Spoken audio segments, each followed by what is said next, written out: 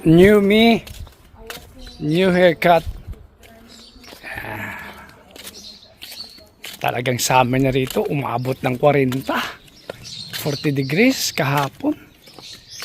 At ngayon din oh. Parang Pilipinas na. Oh. Buti na lang bumili siya na ng malaking electric fan. Yan. Yeah, so yan ang aking bagong haircut. Tamang-tama to. Kasi medyo naging oblong yung aking mukha. Diba? Maalala ko, ganito yung gupit ko nung dead ko na sa 27, 28, 29. Ganito palagi yung gupit ko.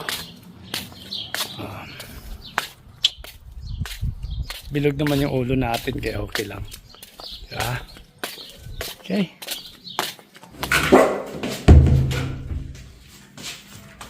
So, first side natin si Sophia. Pinkay?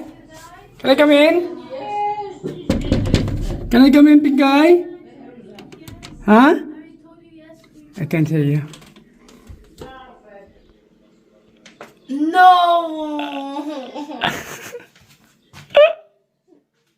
Why did you buzz it? You didn't like it? What can you say about my haircut? My new haircut. I mean, like, it's okay, but it doesn't, like, suit. I mean, it's for summer, it's okay, but... Yeah, but just for summer. For summer only. Only for summer. Yeah. But if you're gonna have this hairstyle for, like, forever, then no. No, I cannot have this hairstyle Winter. in winter because winter is really cold. So really, this is really It good makes for... your forehead bigger. Yeah. But it's okay, it's for summer only. If it's for summer only, then yes. Yeah. Co? Dobre? Dobre, maminko. Dobre. Hezky, no? Hezky. She doesn't like my haircut. Scary. Pinkay, what is scary, Pinkay? Ugly. Scary. Yung chicken na niluluto ni Hana.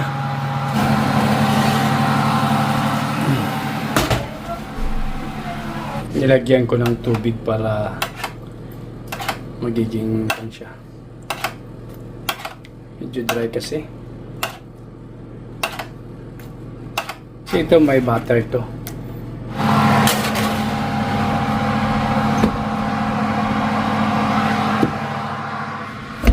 Ito yung kanilang carbs ngayon.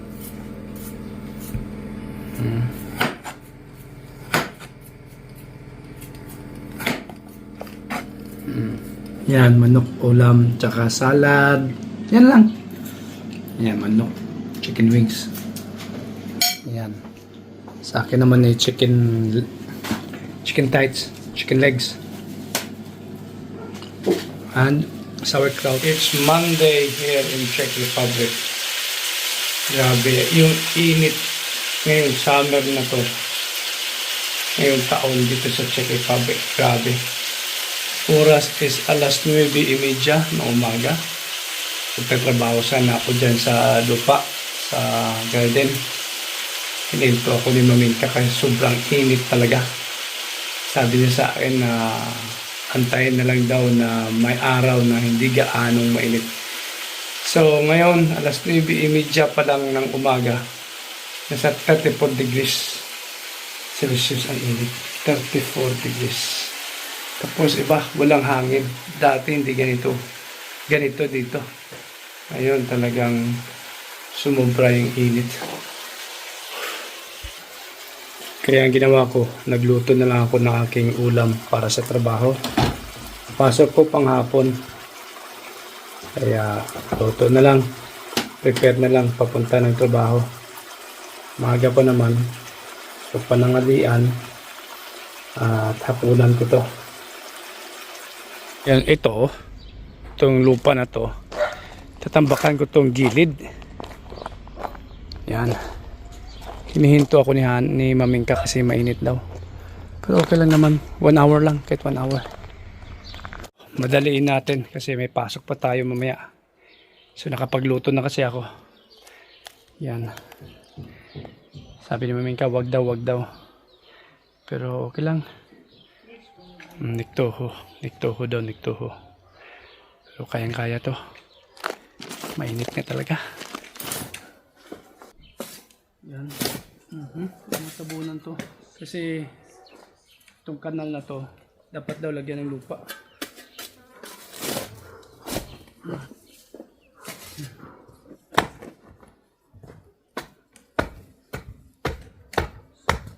Sobrang init talaga ngayon dito sa Czech Republic.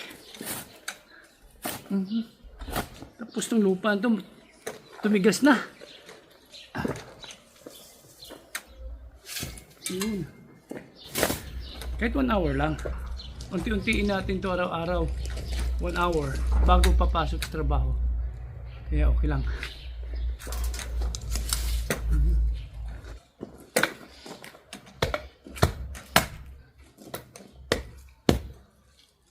Matagal-tagal na gawain to. So, Monday pa lang ngayon. At least bago matapos ang linggo. Matapos ko rin sana to. Ayan. Mamingka. Sobrang init. Sabi niya talaga sobrang init. Ang gagawin ko muna, ito ilalagay ko to sa lupa sa may wheelbarrow. Para mabilis.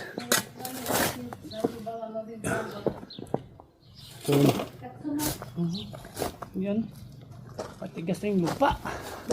Tumigas. Tumigas yung lupa. Pero okay lang. So, tuntiin natin to.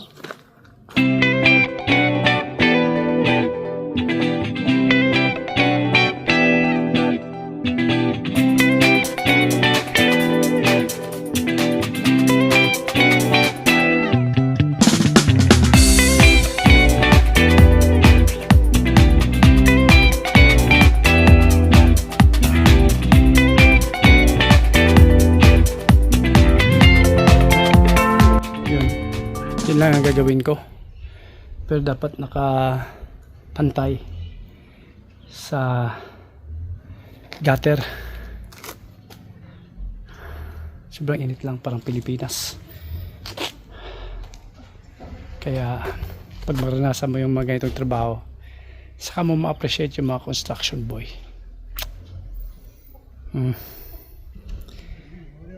Yan. So ito lang muna tatapusin ko, itong side.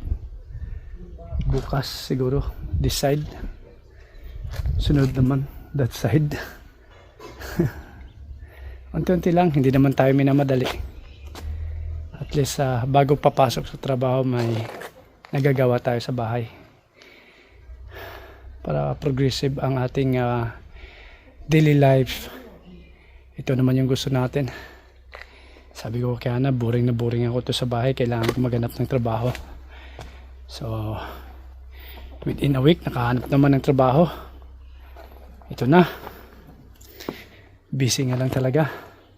Tamo, nagluto ako, tapos luto dito, tapos ito, kain, shower, go to work. So yun muna ha. Sophia naman tapos na yung kanyang school. Pero alam nyo na, pag summer, yung mga kabataan naglalakwat siya sa park, sa mall. Kaya kasama yung mga pinsan niya, aalis na naman siya ng mga bandang tanghali. Magbaba siya. Okay. So, pinagpawisan ako dun ha. Ang init sa labas talaga. Ito sa cellar, malamig. Masarap maglagay ng bench dito.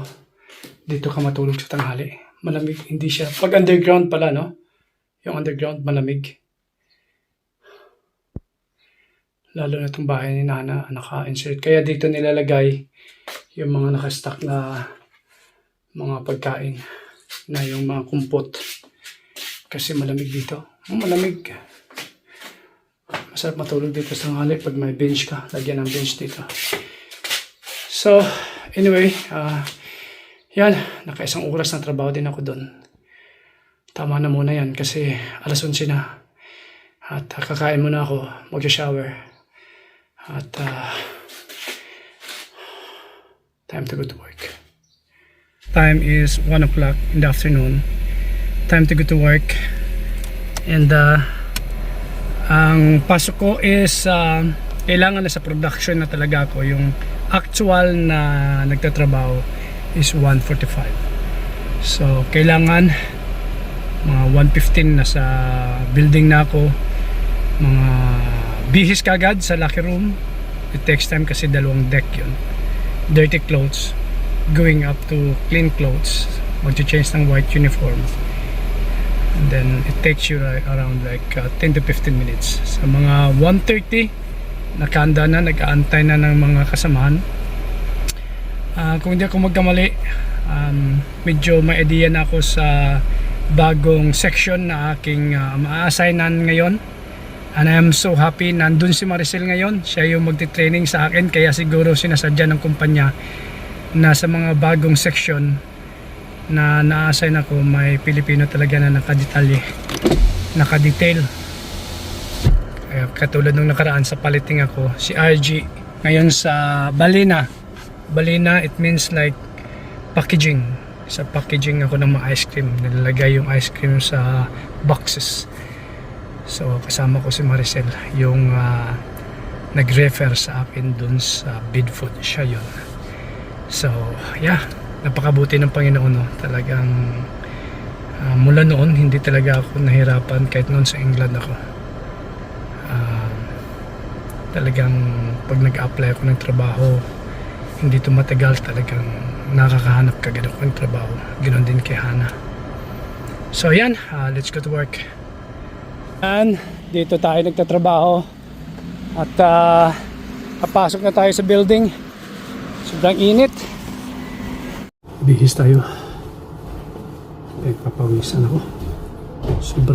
Sobrang init. Grabing init. Parang Pilipinas.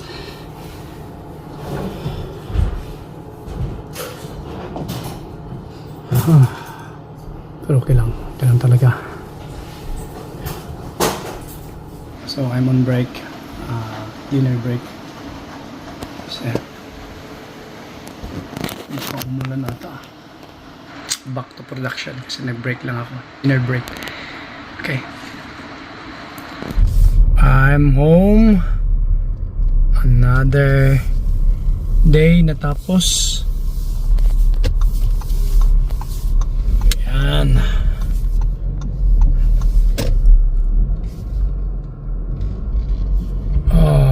Thank God. Yan. Yan. So, nasa bahay na ako.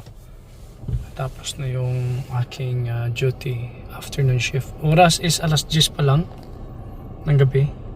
Nakalabas ako sa building ng 9:45. So, yeah, 15 minutes. Dito na ako sa bahay. At yan, pahinga. Bukas ulit.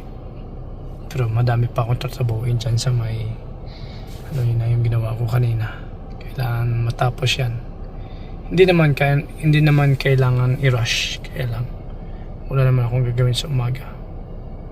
So yan, si Hana nag-aantay sa akin.